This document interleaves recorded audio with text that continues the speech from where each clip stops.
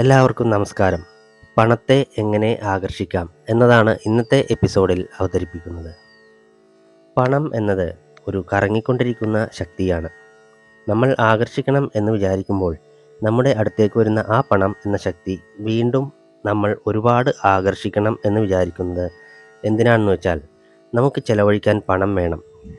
പണം കൊണ്ടുവന്ന് നമ്മൾ അതേപടി വെക്കാൻ പോകുന്നില്ല. ഒരു 10 രൂപ ചെലവഴിക്കുമ്പോൾ പോലും അവർ അത്രയും വിലപേശും. അതിൽ 2 രൂപ കുറക്കാൻ പറ്റുമോ എന്ന് ചോദിക്കും. മനസ്സിൽ അയ്യോ, ഈ കാശ് കൊടുത്ത് ഇത് വാങ്ങേണ്ടി വന്നല്ലോ എന്ന് വിചാരിക്കും. അത് 100 രൂപയാണെങ്കിൽ പറയുകയേ വേണ്ട. 1000 രൂപയാണെങ്കിൽ മനസ്സ് അതിലും കഷ്ടത്തിലുമാവും.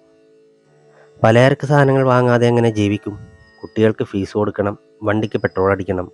ഇതൊന്നും അനാവശ്യമായ ചെലവുകളല്ല. ഇത് തീർച്ചയായും നമ്മുടെ ദൈനംദിന ജീവിതത്തിൽ, നമ്മുടെ പൊതുവായ ജീവിത രീതിയിൽ ആവശ്യമായിട്ടുള്ള കാര്യങ്ങളാണ്. അപ്പോൾ ഇങ്ങനെയുള്ള ചെലവുകൾ നമ്മൾ ചെയ്തേ മതിയാവൂ. അത് നമുക്കെങ്ങനെ സന്തോഷത്തോടെ ചെയ്യാം? ഇത് പറഞ്ഞു കൊടുത്ത് പലരും അത് പിന്തുടർന്ന് നോക്കിയിട്ട് എന്താണ് പറയുന്നതെന്ന് വെച്ചാൽ, ഇപ്പോൾ ആലോചിച്ച് നോക്കുമ്പോൾ ഈ 2-3 മാസമായി ഞാനിത് ചെയ്തപ്പോൾ പണമില്ല എന്നൊരു വിഷമം എനിക്ക് വരുന്നേയില്ല. എപ്പോഴും ആവശ്യത്തിനുള്ള പണം എങ്ങനെയോ എൻ്റെ കയ്യിൽ വരുന്നുണ്ട്. ഇതെനിക്ക് വളരെ വലിയൊരു മാറ്റമായി തോന്നുന്നു എന്നാണ് പറഞ്ഞിട്ടുള്ളത്. പണം എന്നത് വളരെ വലിയൊരു ശക്തിയാണ്. ആ ശക്തിയെ നമ്മുടെ ജീവിതത്തിൽ ആവശ്യത്തിന് അല്ലെങ്കിൽ അതിൽ കൂടുതലായി നമുക്ക് ആകർഷിക്കാൻ കഴിയും. നമ്മുടെ മനസ്സിന് ആ ശക്തിയുണ്ട്. ആ പണത്തെ എങ്ങനെ ആകർഷിക്കാം? പണം ആകർഷിക്കാനുള്ള നല്ല വാക്യങ്ങൾ, ഐശ്വര്യത്തെക്കുറിച്ചുള്ള വാക്യങ്ങൾ, ഇവയെല്ലാം എന്ത് ചെയ്യുമെന്ന് വെച്ചാൽ, പണത്തെക്കുറിച്ച് നമ്മുടെ മനസ്സിലുള്ള അനാവശ്യ ചിന്തകൾ അല്ലെങ്കിൽ തടസ്സങ്ങൾ, അതിനെയെല്ലാം അത് തകർക്കും. തകർത്തിട്ട് പണം നമുക്ക് എത്രത്തോളം വരുന്നുവോ അതിൽ കൂടുതലായി നമ്മുടെ മനസ്സതിനെ ആകർഷിക്കുന്നൊരു അവസ്ഥയിലേക്ക് കൊണ്ടുപോകും. അപ്പോൾ പണം എങ്ങനെ സമ്പാദിക്കാം? എങ്ങനെ ആകർഷിക്കാം? തീർച്ചയായും അതിന് ഒരു പ്രാവർത്തികമായ വഴിയുണ്ട്. ഇന്ന് പ്രധാനപ്പെട്ടൊരു കാര്യം എന്താണെന്ന് വെച്ചാൽ, എങ്ങനെ ചെലവഴിക്കണം എന്നത് അതും നമ്മൾ ആലോചിക്കണം. അതും ഒരു കലയാണ്.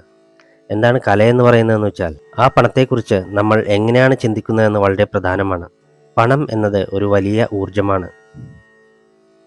ഒരു വലിയ ശക്തിയാണെന്ന് നമ്മൾ പറയുമ്പോൾ തന്നെ ആ ഊർജത്തെ ഇനിയും നമ്മുടെ ജീവിതത്തിൽ ആകർഷിക്കണമെന്ന് എല്ലാവരും ആഗ്രഹിക്കുന്നുണ്ട്. കാരണം ഇന്ന് പണമില്ലാതെ നമുക്ക് ഒന്നും ചെയ്യാൻ സാധിക്കില്ല. ആദ്യം നമ്മൾ അത് സമ്മതിക്കണം.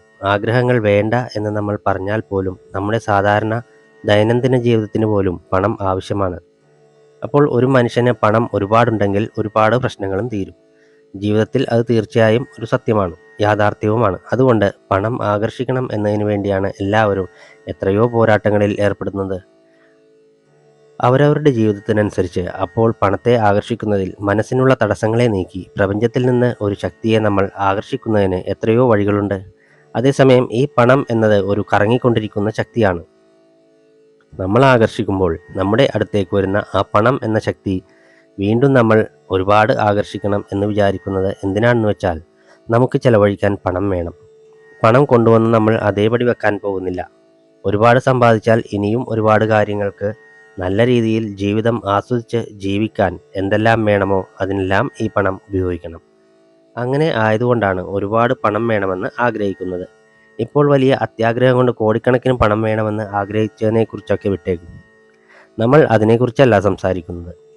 സാധാരണ മനുഷ്യർക്ക് ദൈനംദിന ജീവിതം, അവരുടെ കടമകൾ നിറവേറ്റാൻ കുറച്ച് സൗകര്യപ്രദമായ ഒരു ജീവിതം, അവരുടെ ചില ആഗ്രഹങ്ങൾ നിറവേറ്റാൻ, ചില ലക്ഷ്യങ്ങൾ പൂർത്തിയാക്കാൻ എല്ലാത്തിനും പണം ആവശ്യമാണ്.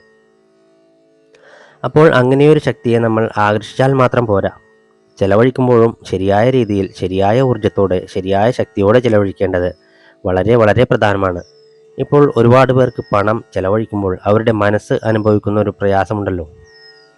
ഒരു 10 രൂപ ചെലവഴിക്കുമ്പോൾ പോലും അവർ അത്രയും വിലപേശും. അതിൽ 2 രൂപ കുറക്കാൻ പറ്റുമോ എന്ന് ചോദിക്കും. മനസ്സിൽ അയ്യോ, ഈ കാശ് കൊടുത്ത് ഇത് വാങ്ങേണ്ടി വരുന്നല്ലോ എന്ന് വിചാരിക്കും. അത് 100 രൂപയാണെങ്കിൽ പറയുകയേ വേണ്ട. 1000 രൂപയാണെങ്കിൽ മനസ്സ് അതിലും കഷ്ടത്തിലാകും.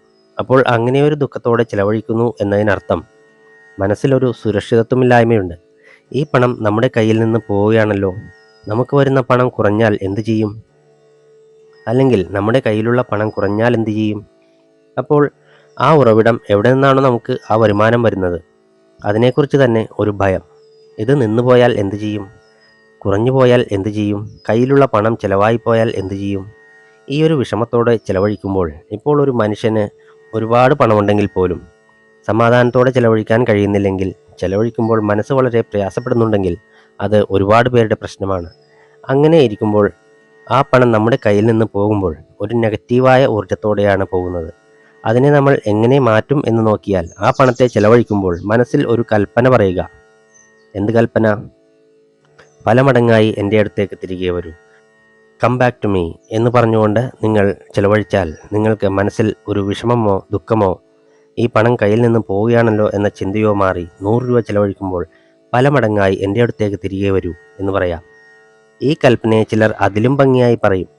എങ്ങനെയെന്നാൽ, നീ ഈ ലോകത്തേക്ക് പോയി പലർക്കും ഉപകാരപ്പെട്ട് പല മടങ്ങായി വർദ്ധിച്ച് എൻ്റെ അടുത്തേക്ക് തിരികെ വരൂ. വെറുതെ പോയി വരൂ എന്നല്ല, നീ ഈ ലോകത്തേക്ക് പോയി പലർക്കും ഉപകാരപ്പെട്ട് പല മടങ്ങായി വർദ്ധിച്ച് എൻ്റെ അടുത്തേക്ക് തിരികെ വരൂ. നിങ്ങളത്ര നീട്ടിപ്പറയണമെന്നില്ല. നമ്മൾ സാധാരണയായി എന്തു പറയാം? ആ പണത്തെ ചെലവഴിക്കുമ്പോൾ പല മടങ്ങായി എൻ്റെ അടുത്തേക്ക് തിരികെ വരൂ എന്ന് പറഞ്ഞാൽ മതി. അങ്ങനെ പറഞ്ഞ് ചെലവഴിച്ചാൽ തന്നെ ആ ഊർജം എത്രമാത്രം മാറുന്നു എന്ന് നോക്കൂ. അയ്യോ പോവുകയാണല്ലോ എന്ന് ചിന്തിക്കുന്നതിനും പല മടങ്ങായി എൻ്റെ അടുത്തേക്ക് തിരികെ വരൂ എന്ന് പറയുന്നതിനും തമ്മിൽ എത്ര വലിയ വ്യത്യാസമുണ്ട്. അപ്പോൾ അങ്ങനെ സന്തോഷത്തോടെ പറഞ്ഞ് ചെലവഴിക്കുമ്പോൾ ഇത് പറഞ്ഞു കൊടുത്ത് പലരും അത് പിന്തുടർന്ന് നോക്കിയിട്ട് അവസാനം എന്താ പറയുക എന്ന് വെച്ചാൽ, ഈ 2-3 മാസമായി ഞാൻ ഇത് ചെയ്തപ്പോൾ പണമില്ല എന്നൊരു വിഷമം എനിക്ക് വരുന്നേ ഇല്ല. എപ്പോഴും ആവശ്യത്തിനുള്ള പണം എങ്ങനെയോ എൻ്റെ കയ്യിൽ വരുന്നുണ്ട്. ഇതെനിക്ക് വളരെ വലിയൊരു മാറ്റമായി തോന്നുന്നു എന്ന് പറഞ്ഞിട്ടുണ്ട്. പണം എന്നതൊരു ശക്തി തന്നെയാണ്. അതിനെ നമ്മൾ ഇങ്ങനെ നമ്മുടെ മനസ്സിൽ ആ പണം വരുന്നത് തന്നെ നമ്മുടെ മനസ്സ് അതിനെ എങ്ങനെ സ്വീകരിക്കുന്നു, എങ്ങനെ സൂക്ഷിക്കുന്നു, എങ്ങനെ ചെലവഴിക്കുന്നു എന്നതിനെ ആശ്രയിച്ചിരിക്കും. അപ്പോൾ ഈ മനസ്സിനെ നമുക്ക് ശരിയാക്കാൻ കഴിയും. നമുക്ക് അതിനെക്കുറിച്ച് ദിശ തിരിക്കാൻ എല്ലാത്തിനും കഴിയും, മാറ്റാനും കഴിയും, ചാനലൈസ് ചെയ്യാൻ കഴിയും, ഫോക്കസ് ചെയ്യാൻ കഴിയും. അതാണ് നമ്മൾ ചെയ്തുകൊണ്ടിരിക്കുന്നത്. മനസ്സിൻ്റെ ശക്തി വളരെ വലിയ ശക്തി തന്നെയാണ്. ഇപ്പോൾ ഈ ചെലവഴിക്കുമ്പോൾ ഇങ്ങനെ പറയുക, പല മടങ്ങായി എൻ്റെ അടുത്തേക്ക് തിരികെ വരൂ, കം ബാക്ക് ടു മീ എന്ന് പറയുകയാണല്ലോ. അപ്പോൾ നിങ്ങളുടെ മനസ്സിലൊരു സംശയം വരും. ഇപ്പോൾ നമ്മൾ രൂപ അല്ലെങ്കിൽ നോട്ട് കൊടുക്കുകയാണെങ്കിൽ അങ്ങനെ മനസ്സിൽ പറയാം. ഇത് പറയുന്നത് പോലും ഉറക്കെ പറയണ്ട, മനസ്സിൽ പറഞ്ഞാൽ മതി. നിങ്ങൾ ഒരാൾക്ക് രൂപ കൊടുക്കുമ്പോൾ പല മടങ്ങായി എൻ്റെ അടുത്തേക്ക് തിരികെ വരൂ എന്ന് പറഞ്ഞാൽ അത് വാങ്ങുന്നയാൾക്ക് വാങ്ങാൻ തന്നെ പേടിയാവും. ഇവരെന്തോ പറയുന്നുണ്ടല്ലോ എന്ന് തോന്നും. അതുകൊണ്ട് ഇതൊക്കെ നമ്മുടെ മനസ്സിനെ ശരിയാക്കാൻ നമ്മൾ ചെയ്യുന്ന കാര്യങ്ങളായിട്ട് പറഞ്ഞാൽ മതി. മനസ്സിൽ ആ കൽപ്പന പറഞ്ഞുകൊണ്ട് ആ പണം കൊടുക്കുക. അങ്ങനെ കൊടുക്കാം. എന്നാൽ ഇപ്പോഴത്തെ കാലഘട്ടത്തിൽ എല്ലാം ഓൺലൈനിലാണ് നടക്കുന്നത്. യഥാർത്ഥ പണമിടപാട് എന്നത് വളരെ കുറഞ്ഞുപോയി. ഹാർഡ് ക്യാഷ് എന്നത് വളരെ കുറവാണ്. അപ്പോൾ കൊടുക്കുമ്പോൾ നിങ്ങളങ്ങനെ പറഞ്ഞാൽ മതി. ഇപ്പോൾ നമ്മളൊരു 10 രൂപക്കും 50 രൂപക്കും ഒന്നും ഇത് പറയേണ്ട ആവശ്യമില്ല. കുറച്ച് ആ പണം കൂടുമ്പോൾ, കുറച്ച് നമ്മുടെ മനസ്സിൽ ഒരു സങ്കടം വരുമ്പോൾ ആ ഊർജത്തെ മാറ്റാനായിട്ട് ഇത് പറയാം. ഇപ്പോൾ നെറ്റ് ബാങ്കിങ് ചെയ്യുമ്പോൾ എന്ത് ചെയ്യും? ഇത് ചിലരുടെ ചോദ്യമാണ്. നെറ്റ് ബാങ്കിങ് ചെയ്യുമ്പോൾ നിങ്ങൾ ആ വിവരങ്ങളൊക്കെ നൽകി ആർക്കാണ് പണം അയക്കേണ്ടത് എന്നെല്ലാം കൊടുത്ത് എത്ര പണമാണെന്നും കൊടുത്തു കഴിയുമ്പോൾ ചില ബാങ്കുകളിൽ OTP വരും, ചിലർക്ക് പിൻ നമ്പർ വരും.